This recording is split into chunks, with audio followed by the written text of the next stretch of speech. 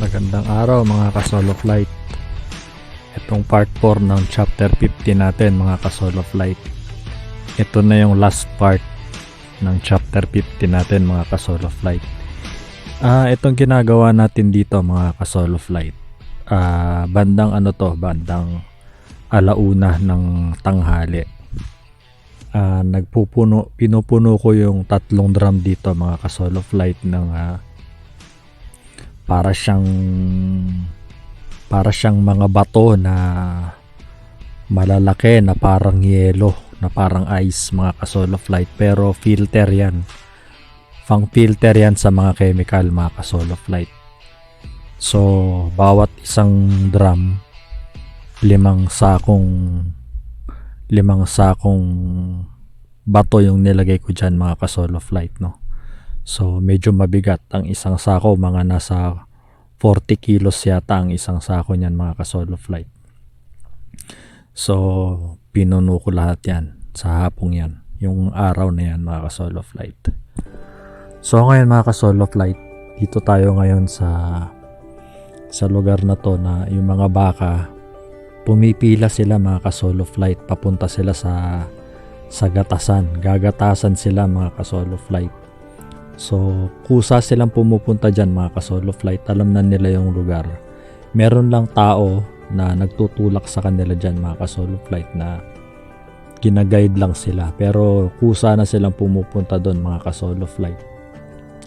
Dahil oras-oras nilang ginagawa yan mga ka-solo flight. 24 hours sila na ginagatasan dyan mga ka-solo flight. Siguro may pahinga mga 2 oras, 4 na oras, ganyan, 6 na oras. Ilan ba talaga kuya? So mga ka-solo flight, mga sa isang ikot na ganyan mga ka-solo flight, siguro mga 30-50 sila dyan mga ka-solo flight na nakapila, ginagatasan sila. So dito mga ka-solo flight, papunta na naman tayo mga ka-solo flight ngayong hapon dito sa labas sa kabilang barn mga ka-solo flight. So hapon na yan, may yelo pa mga ka-solo flight, no? So sobrang lamig pa rin at malakas ang hangin mga ka-solo flight sa lugar na yan. So dahan-dahan tayo naglalakad kasi madulas yan mga ka-solo flight. Yung mga natutuyo ng yelo, natutuyo ng snow mga ka-solo flight, nagiging yelo na yon. So pagka medyo naging kulay black, yan yung mga nakikita nyong itim-itim sa paligid na yan. Yan. Nakikita nyo na yan. Matigas yan mga ka-solo flight. Akala nyo tubig pero matigas yan mga ka-solo flight. Ayan. Yung mga baka. Mayroong mga baka dyan sa labas. Mga nagpapaaraw mga ka-solo flight. So dito mga ka-solo flight, lilipat ulit tayo dito. Dito tayo naglilinis tuwing umaga saka hapon. Pagkapasok natin sa umaga saka bago tayo umuwi sa hapon mga ka-solo flight, pinapasok natin yan, no, mga ka-solo flight. So yan, hanggang doon yan sa dulo mga ka-solo flight. Yan yung mahabang ipinakita ko sa inyo dun sa part 3 mga ka-solo flight. Yan yung mga baka mga ka-solo flight, no. So dito, ito na tayo sa loob na. Ito yung mga nililinis nating tubigan ka-solo flight. Pagkahapon napupuno yan ng dayami. So sa umaga, nakita nyo nung part 3 natin, konti lang dahil umaga yon. So ito hapon na mga solo flight, kaya medyo napupuno na siya ng dayami. Kaya yung mga baka natin, hirap na sila makainom, kawawa naman. So kailangan natin linisin yan, tanggalin yung mga sangkatutak na dayami na yan mga solo flight. So para hindi sila mahirapang uminom, isa-isahin natin yan. Ayan, yung iba nga mga ka-solo flight, hindi ko pa tapos linisin ng dumi, ay umiinom na sila kasi uhaw na sila. Ito mga ka-solo flight, nagsisikain sila yan, kaya walang humaharang sa akin ngayon. So ito makikita nyo mga ka-solo flight, medyo marami din yung dayami dyan. Ayan. Hindi pa yan, kukunti pa lang yan. Yung iba niyan mga ka-solo flight, talagang puno, mabigat kasi basa. Ayan mo, nakikita nyo. Minsan pagka napuno yan, mabigat yan. Kaya minsan 2 kamay ang ginagamit ko dyan mga ka-solo flight na panghawan. Kasi may hawak tayong camera, Kaya isang kamay lang, pero okay naman, kaya naman. Saka mga ka-solo flight, alam nyo ba, habang naggaganyan ako, pagka medyo nakakarami na ako, medyo matagal na ako dyan, ang sakit na sa kamay mga ka-solo flight kasi sobrang lamig. Sobrang lamig dyan mga ka-solo flight. Siguro mga -6 mga ka-solo flight sa lamig niya. Imaginein mo mga ka-solo flight yung pakiramdam ng kamay. Yung pakiramdam ng kamay dyan mga ka-solo flight. Para kang humawak ng yelo ng 30 minutes. Alam niyo yung mga nabibiling yelo sa mga tindahan sa Pilipinas. Humawak ka ng ganong yelo tapos tagalan mo ng 30 minutes. Yung masakit na yung kamay mo, yung halos gusto mo nang bitawan yung yelo. Ganon yung pakiramdam dyan mga ka-solo flight, ganon yung nararamdaman dyan. So may imagine nyo, bumili ka ng yelo mamaya mga ka-solo flight, pagkatapos mo panoorin to, bumili ka ng yelo sa tindahan, tapos hawakan mo yung yelo ng 30 minutes. Ganon kasakit sa kamay mga ka-solo flight. So hindi tayo pwedeng magpa-petiks-petiks dyan. Pwede sana magpa-petiks-petiks kasi wala naman nagbabantay, wala naman nakakakita. Pero hindi ko magawang magpa-petiks-petiks kasi nga ang ginaw mga ka-solo flight, ang ginaw dyan sa labas kasi walang heater dyan, open yan, makikita mo ka-solo flight, kita mo naman open sila, di ba? So walang heater dyan mga ka-solo flight. Talagang ang sakit sa kamay.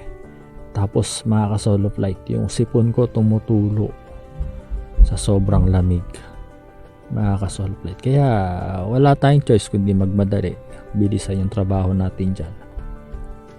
Ayan, siguro yung mga sinabi ko na sa part 3 mga ka-solo flight, yung ilang ganyan siguro mga nasa 20.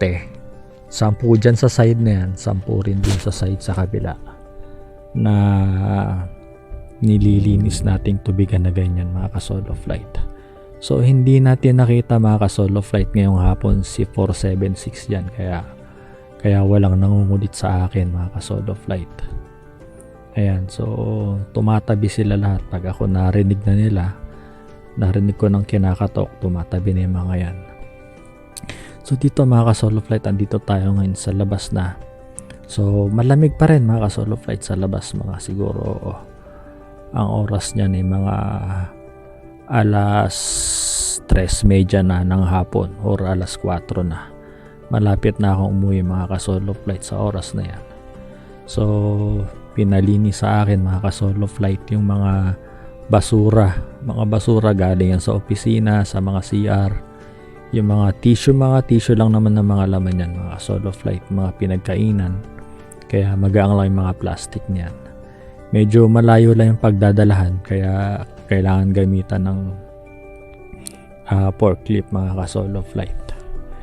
Ayan, so nakialam tayo, ginamit natin yung forklift nila para mas mabilis nating magagawa. So pinayagan naman tayo mga ka-solo flight.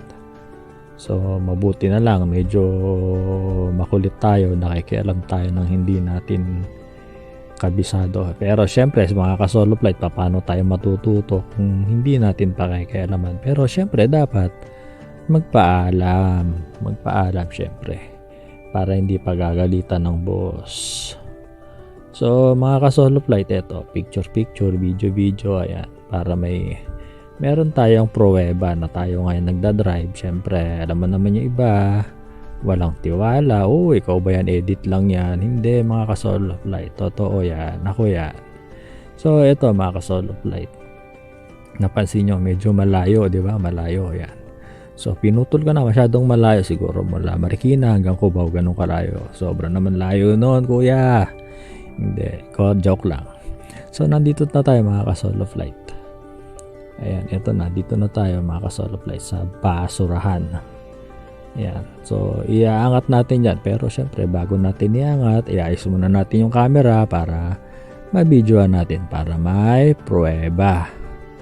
Ayan mga ka-solo flight, so tataas na natin dahan-dahan yan. Ayan, dahan-dahan,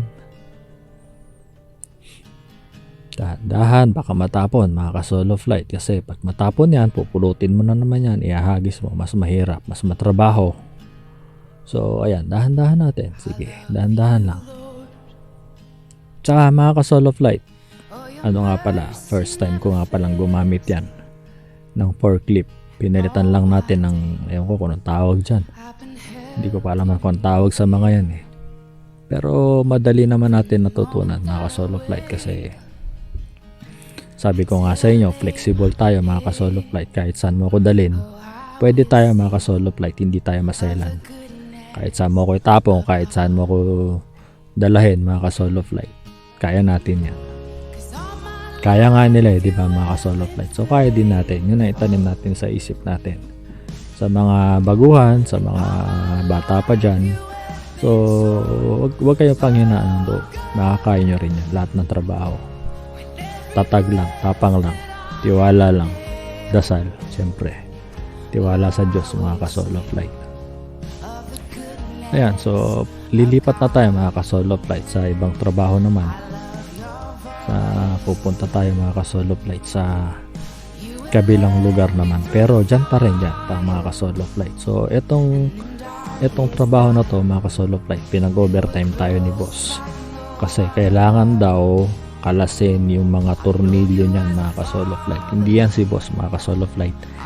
Iyan partner ko lang na sobrang laking tao. Na akala mo wrestler mga ka-solo flight. Hindi niya kasi makayuko. Hirap siyang lumuko sa sobrang laki niya. So kaya kumuha sila ng katulong katulad ko para magsinsil. Alam niyo ba yung sinisinsil ko dyan mga ka-solo flight? Yelo yung sinisinsil ko dyan. Isang dangkal na yelo. Ganun kakapal yung yelo dyan mga ka-solo flight. So sobrang lamig mga ka-solo flight. Ang hirap niya.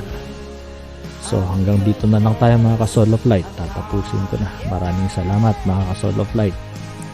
At ito yung aming pinapasukan. Nagpapaalam na ako dyan mga ka-solo flight dahil hindi ko tinagalan. Masyadong secret.